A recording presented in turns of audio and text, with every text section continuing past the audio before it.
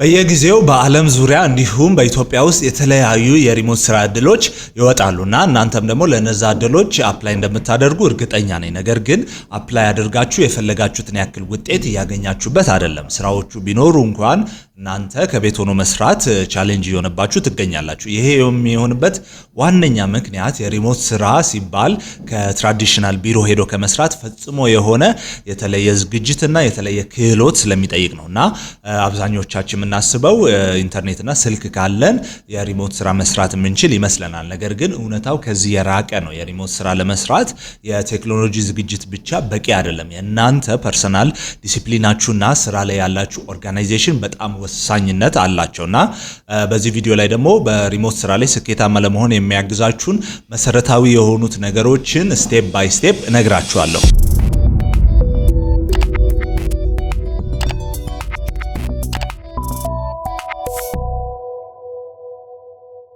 የመጀመሪያው በሪሞት ስራ ላይ ስኬታማ እንድትሆኑ የሚያደርጋችሁ እናንተ ያላችሁ የወርክ ስፔሳችሁና ያላችሁ ኢኩዊፕመንቶች ናቸው። እናም ይህንን ለማድረግ ደግሞ እናንተ ሁለት ነገሮችን ማድረግ ይኖርባችኋል። የመጀመሪያው ሪላየብል የሆነ ኢንተርኔት መስመር ማግኘት ይኖርባችኋል። ስለዚህ ወጥ የሆነ የመስመር ዋይፋይ ከቴሌ ሊኖራችሁ ይገባል። ወይም ደግሞ እንደ ባክአፕ የ4G ወይም ደግሞ የ5G ፓኬጅ ሊኖራችሁ ይገባል። አንደኛው ማይሰራላችሁ ከሆነ ሁለተኛውን እንደ አማራጭ መጠቀም ይኖርባችኋል። በአጠቃላይ ግን ሪላየብል የሆነና ፈጣን የሆነ የኢንተርኔት አክሰስ ያስፈልጋችኋል። ሁለተኛ ደግሞ የሚያስፈልጋችሁ ዴዲኬትድ የሆነ የስራ ቦታ ያስፈልጋችኋል። ይሄ ዋነኛ የሆነው እናንተ የምትሰሩበትን ቤታችሁ ከሆነ ቤታችሁ ዴዲኬትድ የሆነ ጠረጴዛና ወንበር ያስፈልጋችኋል።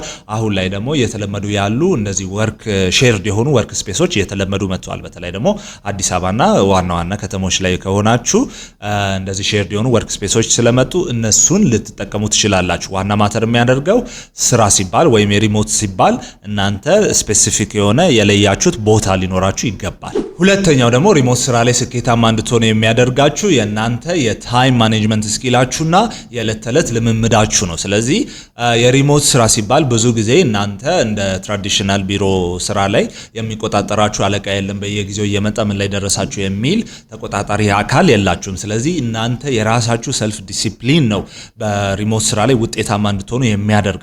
ስለዚህ እነዚህን ለማድረግ ደግሞ ሁለት ነገሮችን ማስተር ማድረግ አለባችሁ። የመጀመሪያው እናንተ ክሊር የሆነ የወርኪንግ አወር ያስፈልጋችኋል። ስለዚህ በቀናችሁ ውስጥ ከዚህ እስከዚህ ሰዓት የሪሞት ስራ የምሰራበት ነው ብላችሁ ለራሳችሁ ወጥ የሆነ የስራ ጊዜ ማበጀት ይኖርባችኋል። ይህንን ደግሞ ካደረጋችሁ በኋላ ሁለተኛ እናንተ ትኩረት ማድረግ ያለባችሁ ስራ ሲባል ዲሊቨሪ ላይ ነው ትኩረት ማድረግ ያለባችሁ። ዲሊቨሪ ሲባል አሁን ተቀጥራችሁ ምሰሩ ከሆነ እናንተ ቢሮ መግባታችሁና ስፔሲፊክ የሆነ ስራዎችን ፐርፎርም ካደረጋችሁ በቂ ነው። ግን የሪሞት ስራ ላይ ሲባል ክላይንታችሁ የሚያሰራችሁ ሜዠረብል የሆነ ዲሊቨሪ ይጠብቃል። ስለዚህ እናንተ ማሰብ ያለባችሁ አፈጻጸም ላይ ነው ትኩረት ማድረግ ያለባችሁ እንጂ መግባት መውጣታችሁ ላይ ትኩረት ማድረግ የለባችሁ። ሶስተኛ ደግሞ ማድረግ ያለባችሁ ፕሮአክቲቭ የሆነ ኮሚኒኬሽን ሊኖራችሁ ይገባል። ፕሮአክቲቭ የሆነ ኮሚኒኬሽን ሲባል የተቀጥራችሁ ምሰሩ ከሆነ ብዙ ጊዜ መጀመሪያ መጥቶ የሚያናግራችሁ ማኔጀራችሁ ነው። ምን ላይ ደረሳችሁ፣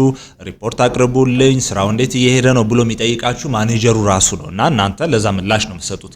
የሪሞት ስራ ሲሆን ግን እናንተ ቀድማችሁ ያንን ኮሚኒኬሽን ማስጀመር መቻል አለባችሁ። ስለዚህ የደረሳችሁበትን ሪፖርት ምን ላይ እንደደረሳችሁ ማሳወቅ አለባችሁ። ስራውን ሲጨርሱ ጨርሻለሁ ማለት አለባችሁ። ጥያቄ ካላችሁ ጥያቄ መጠየቅ መቻል አለባችሁ። በአጠቃላይ የጽሁፍም ሆነ የቃላት ኮሚኒኬሽናችሁን ሞር ፎርማልና ፕሮፌሽናል አድርጋችሁ ፕሮአክቲቭ በሆነ መንገድ ኮሚኒኬት ማድረግ መቻል አለባችሁ። እናም ይሄ ቪዲዮ ከተመቻችሁ ቪዲዮውን ላይክ ማድረጋችሁ እንዳትረሱ። እንደዚህ አይነት ደግሞ ከሪሞት ስራ ጋር ወይም ደግሞ ከካሪር ጋር የተገናኙ መረጃዎችን ማግኘት የምትፈልጉ ከሆነ ይሄንን ቻናል ሰብስክራይብ ማድረጋችሁ እንዳትረሱ። የኛን ኮሚኒቲ ደግሞ ጆይን ማድረግ የምትፈልጉ ከሆነ የቴሌግራም ቻናላችንን ቲክቶካችንን ፎሎ በማድረግ መቀላቀል ትችላላችሁ። ግሩፓችን ላይ ደግሞ ሐሳባችሁን ልትገልጹልን ትችላላችሁ። በቀጣይ ቪዲዮ እስከምንገናኝ ድረስ ቻው።